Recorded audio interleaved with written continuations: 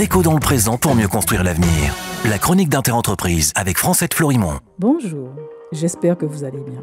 Vous vous souvenez, nous continuons l'étude du rapport de l'Inspection générale des finances sorti de l'oubli grâce aux députés guyanais David Riman et Jean-Victor Castor. L'activité de raffinage de la Sahara doit s'arrêter. En fait, la Sahara est confrontée à une décision stratégique qui traverse le secteur d'activité depuis de nombreuses décennies.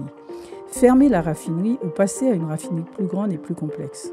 En France continentale, 23 raffineries étaient en activité en 1978. Il en reste 11 aujourd'hui.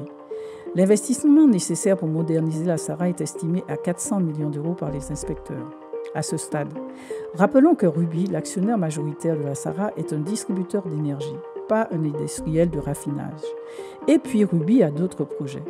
En 2022, ce distributeur d'énergie fossile a fait une entrée remarquée dans les énergies renouvelables avec le rachat de Photosol, un spécialiste français de l'implantation de centrales photovoltaïques sur les toitures industrielles, les bâtiments agricoles et les ombrières de parking. Photosol exploitera 1 gigawatt de capacité installée d'ici au 1er janvier 2025 et prévoit d'en installer 2,5 gigawatts d'ici à 2030. La seconde option est, pour la Sahara, est l'arrêt de l'activité du raffinage et l'évolution vers une société de distribution identique à celle de la Société réunionnaise de produits pétroliers. Il n'y a pas de raffinerie à La Réunion.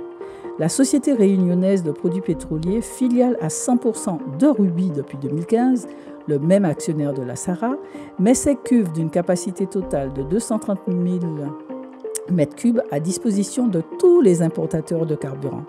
Et ça marche plutôt bien. Nous finissons la semaine prochaine. Prenez soin de vous. Déco dans le présent pour mieux construire l'avenir. La chronique d'Interentreprise avec Francette Florimond.